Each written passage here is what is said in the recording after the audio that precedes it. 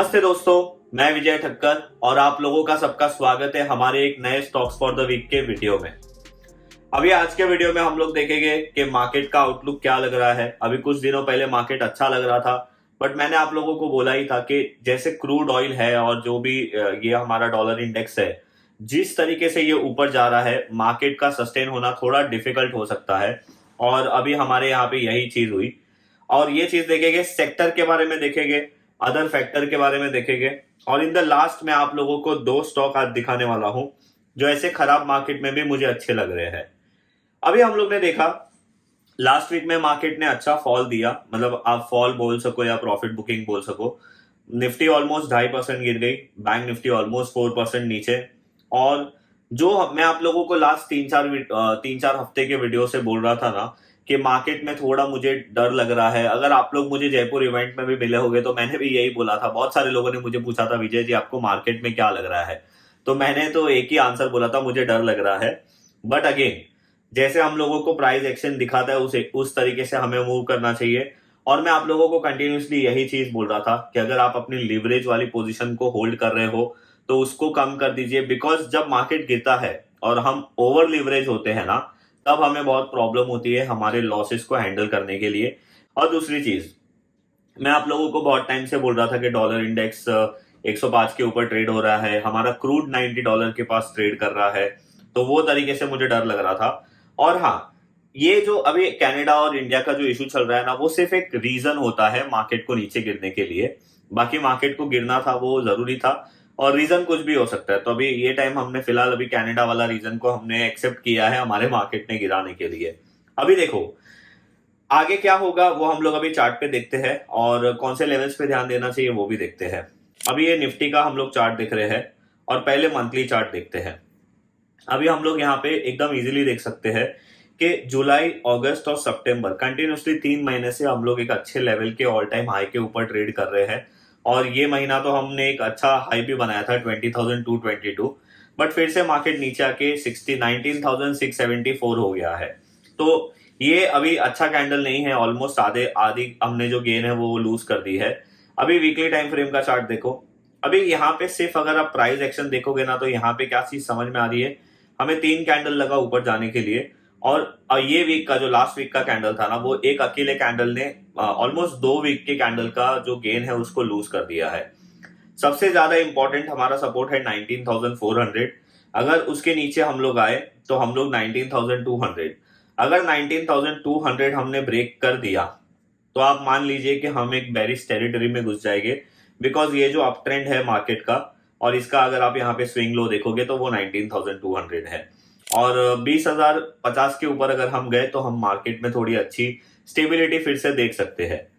अगर हम लोग बैंक निफ्टी की बात करें, बैंक निफ्टी का भी मंथली चार्ट हम लोग एक बार देखेंगे। बैंक निफ्टी में भी 3 महीने से हम लोग कंटिन्यूसली ऑल टाइम हाई के आसपास ही ट्रेड कर रहे हैं। ये महीने का जो कैंडल है अभी खराब ही दिख रहा है फिलहाल।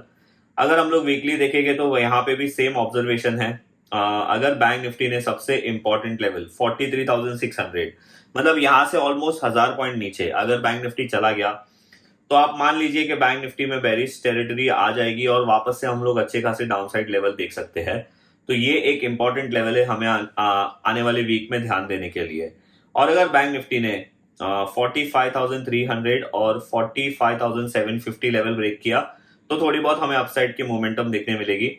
बट जिस तरीके से प्राइस का हमें यहाँ पे दिख रहा है ना, बहुत शार्प फॉल दिख रही है, वो एक पॉजिटिव चीज नहीं है हमारे मार्केट के लिए। अभी अगर हम लोग दूसरे सारे सेक्टर्स की बात करें ना, तो आप यहाँ पे क्लियरली देख सकते हो कि लास्ट वीक में अगर मैं देखूं, अगर मैं एक फ्राइडे की बात करूं तो सिर्फ पीएसयू सेक्टर, ऑटो सेक्टर और आईटी सेक्टर थोड़ा बहुत और एमएनसी सेक्टर चल रहे थे। अगर मैं पूरे वीक की बात करूं तो पीएसयू बैंक, अगेन मैंने आप लोगों को एक वीडियो में बोला था लास्ट वेडनेसडे वाले वीडियो में भी कि पीएसयू बैंक का जो सेक्टर है वो बहुत ही बुलिश लग रहा है। अगर आपने वो वीडियो नहीं देखा तो उसकी लिंक मैं यहाँ पे डाल दूंगा, आप जाके जरूर देखना। और सबसे ज्यादा वीकेस्ट सेक्टर जो था वो reality, finance, metal, private bank और हेल्थ केयर वगैरह। और हाँ, आप आईटी सेक्टर पे भी ध्यान दे सकते हो और आईटी सेक्टर के बारे में मैंने बहुत कुछ बोला है और अभी भी आईटी सेक्टर मुझे स्ट्रांग ही लग रहा है। अभी अगर हम लोग लास्ट वीक एफआईएस के डेटा की बात करेंगे ना, तो 4 दिन तो हमारा मार्केट शुरू था, सिर्फ एक दिन गणपति की वजह से हॉलीडे था हमारा। तो 4 दिन में FIS ने सेलिंग ही की है और ये सेलिंग नंबर भी अच्छे खासे है, ऐसे नहीं है कि कम नंबर है। अगर हम लोग डॉलर इंडेक्स की बात करें तो यस, जो मैं आप लोगों को लास्ट वीडियो में भी मैंने बताया था, डॉलर इंडेक्स 105 के ऊपर ट्रेड कर रहा है। ये इसका रेजिस्टेंस था 105.30। तो इसके ऊपर ट्रेड करना इट्स अ वेरी, हमारे मार्केट के लिए एक थोड़ा टेंशन वाला चीज है। अगर यहाँ से नीचे आता है तो ठीक है, अभी तक तो रिस्की है। यहाँ पे क्रूड ऑयल भी $90 के ऊपर ट्रेड कर रहा है। That is again not good for us. अगर हम लोग यूएसडी की बात करें तो $82.93 83.93 के आसपास ट्रेड हो रहा है। तो ये सारी चीजें हैं जो हमारे मार्केट के फेवर में नहीं है। और मैं आप लोगों को बहुत वीडियो से बोल रहा था, देखो मार्केट गिरेगा इसका मतलब ये नहीं कि बहुत बड़ा क्रैश आ जाएगा। अगर यहाँ से मार्केट 4 या 5% और गिरेगा ना, तो क्रैश नहीं बोला जा सकता, इसको एक करेक्शन बोला जा सकता है। बट अगर ऐसे करेक्शन में आपने बहुत सारी पोजीशन लेके आप अगर खड़े हो तो बॉस, फिर आपका लॉस होना पक्का है और आपका लिमिट के बाहर लॉस होना पक्का है। तो मैं यही 4-5 वीडियो से बोल रहा था कि अपने लॉसेस को बचा के, मतलब अपनी लीवरेज पोजीशन को कम कर दीजिए, हो सके तो खत्म भी कर दीजिए। मैंने तो यही किया था। अभी लास्ट वीक मैंने आप लोगों को जो सेक्टर के बारे में बताया था, PSU बैंक सेक्टर के बारे में, वो अभी भी स्ट्रांग है। आप एक बार उस पर वापस रिविजिट कर सकते हो। ऐसे फॉल में आप लोगों को स्ट्रांग स्टॉक अगर अच्छे लेवल के पास आते हैं ना, तो ये सबसे बेस्ट बाय का तरीका होता है। क्योंकि पैनिक में बहुत जो वीक बायर और जो लोग होते हैं ना, वो माल बेच देते हैं, और जो स्मार्ट बायर होता है वो पैनिक में ही स्टॉक खरीदता है। तो ये आप लोगों के लिए एक मतलब एक एक्सपीरियंस के बेसिस पे मैं आप लोगों को बोल रहा हूं कि पैनिक में अच्छे स्टॉक पे नजर रखिए। अगर वो एक रीजनेबल प्राइस और रीजनेबल लेवल के पास आते हैं, आप वहां पे बाय कर सकते हो। अभी आज के वीडियो में मैं आप लोगों के साथ है ना 2 स्टॉक शेयर करने वाला हूं। और दोनों स्टॉक में यहाँ पे मुझे जो देखने मिल रहा है वो ये है कि प्राइस और वॉल्यूम बहुत स्ट्रांग है। तो आज का जो हमारा पहला स्टॉक है वो है बजाज हेल्थ केयर। और बजाज हेल्थ केयर का आप लोग वीकली टाइम फ्रेम का चार्ट देख रहे हो। अगर मैं यहाँ पे बजाज हेल्थ केयर का ये रेजिस्टेंस लगाता हूँ विच इज 453, तो आप यहाँ पे देख सकते हो कि ये स्टॉक ने कभी 453 के ऊपर क्लोज ही नहीं दिया है। तो ये एक स्टॉक है जिसके ऊपर आप लोगों को ध्यान देना चाहिए। और अगर ये स्टॉक फिर से 390 के नीचे चला जाएगा तो ये स्टॉक वीक हो जाएगा, आप ऐसे बोल सकते हो। और एक इंपॉर्टेंट चीज, अगर आपको इसका अपसाइड टारगेट कैलकुलेट करना है तो सिंपल आपको रेंज निकालना है। रेंज निकालने के बाद ऊपर ऐड कर देना है। आप लोग देख सकते हो कि अपसाइड का एक्सपेक्टेड टारगेट 650 है। तो अगर ये 390 ब्रेक कर देगा तो वीक हो जाएगा। अभी 464 है और 650 तक इसका अपसाइड टारगेट आ सकता है। यहाँ पे एक इंटरेस्टिंग चीज क्या है, ये जो मैंने आप लोगों को चार्ट दिखाया ना, ये फिलहाल हमारा NSE में है और हमारे NSE का डेटा यहाँ पे 2021 के बाद का है, वो भी नवंबर के बाद। अभी अगर हम सेम चार्ट को BSE में देखेंगे तो आप लोग यहाँ पे देख सकते हो कि यहाँ पे हमारे पास 2016 से डेटा है। अब यहाँ पे भी कोई अलग चीज नहीं है, बट अगर डेटा अलग है तो हमारा एनालिसिस अलग हो जाता है। इसका जो टॉप बना था वो 21 में बना था, जुलाई में। अगर आप यहाँ पे भी देखोगे तो यहाँ पे भी ट्रेंड लाइन का एक ब्रेकआउट हुआ है। तो अगेन NSE का चार्ट देखो कि BSE का चार्ट देखो, स्टॉक स्ट्रांग है और स्टॉक ने लास्ट वीक में अच्छा ब्रेकआउट दिया है। और आप अगर यहाँ पे देखोगे तो यहाँ पे हाई वॉल्यूम, मतलब हाई प्राइस के साथ कंटिन्यूसली 4-5 हफ्ते से एक बहुत स्ट्रांग वॉल्यूम भी हो रहे हैं। तो ये भी एक पॉजिटिव चीज है, आप इस पे ध्यान रख सकते हो। ये स्टॉक पे आपकी नजर होनी चाहिए। अगर पैनिक में आप लोगों को सस्ता मिल गया तो आप इसको खरीद सकते हो। दूसरा जो स्टॉक है जो ये वीक में मैं बोल सकता हूँ कि सबसे ज्यादा स्ट्रांग क्लोज दिया है जिसने, वो है सुंदरम फाइनेंस लिमिटेड। अभी आप इसका चार्ट यहाँ पे देखो, ये भी वीकली टाइम फ्रेम का चार्ट है। अगेन यहाँ पे अगर आप इसका डेटा देखोगे तो इसका जो डेटा अवेलेबल हमारे पास है, एक बार मैं मंथली कर लेता हूँ तो सबसे हाईएस्ट डेटा हमारे पास आ जाएगा। इसका डेटा 1999 से अवेलेबल है। और आप देखो ये स्टॉक कंटिन्यूसली एक अच्छा ही ऊपर जा रहा है।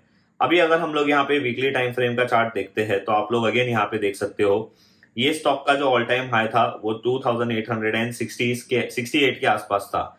ये वीक में एक्चुअली ये स्टॉक ने लास्ट वीक में भी अटेम्प्ट किया था ब्रेकआउट करने का, बट लास्ट वीक में ब्रेकआउट नहीं कर पाया। बट ये वीक में इसने बहुत ही स्ट्रॉन्ग कैंडल के साथ क्लोज दिया है, जिसको मैं किंग कैंडल टाइप का कैंडल बोलता हूं।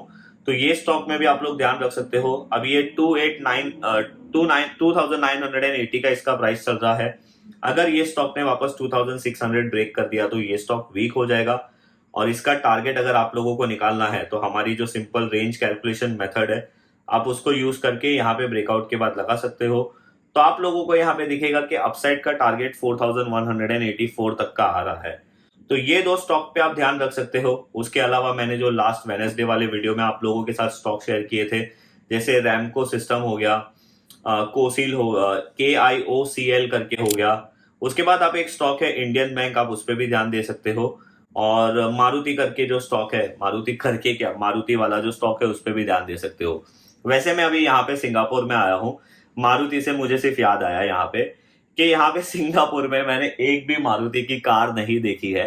बट ठीक है, यहाँ पे नहीं चलाते, दूसरे सारे कंट्री में चलाते होंगे, तो ठीक है। बस ये था हमारा आज का ये वीडियो। आप ये सारे स्टॉक्स पे ध्यान दे सकते हो। तो अभी मैं आप लोगों को एक बहुत ही बड़ी एडवाइस देना चाहता हूं जो मैंने अपने एक्सपीरियंस से गेन की है। जब भी मार्केट नेगेटिव साइड या साइडवेज में या कुछ भी खराब लग रहा हो ना, तो अपनी लीवरेज पोजीशन को कम कर दीजिए। तो बस ये था हमारा आज का ये वीडियो। अगर आपको हमारा ये वीडियो आज का अच्छा लगा है तो आप हमारे वीडियो को लाइक और शेयर कर सकते हो। और आप मेरे 1 ईयर प्रोग्राम में ज्वाइन करना चाहते हो, द स्टॉक बॉक्स मेथड, तो उसकी लिंक मैंने नीचे डिस्क्रिप्शन में दी है। और अभी गणपति फेस्टिवल के हिसाब से मैंने आप लोगों को 10% डिस्काउंट दिया है।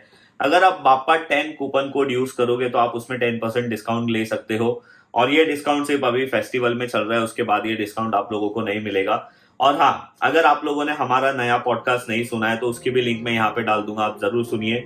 और सबसे ज्यादा इंपॉर्टेंट, अगर आपने हमारा चैनल अभी तक सब्सक्राइब नहीं किया तो सब्सक्राइब जरूर करिए। एंड मैं मिलूंगा आप लोगों के साथ ऐसे ही कोई नेक्स्ट वीडियो में, तब तक के लिए बाय बाय।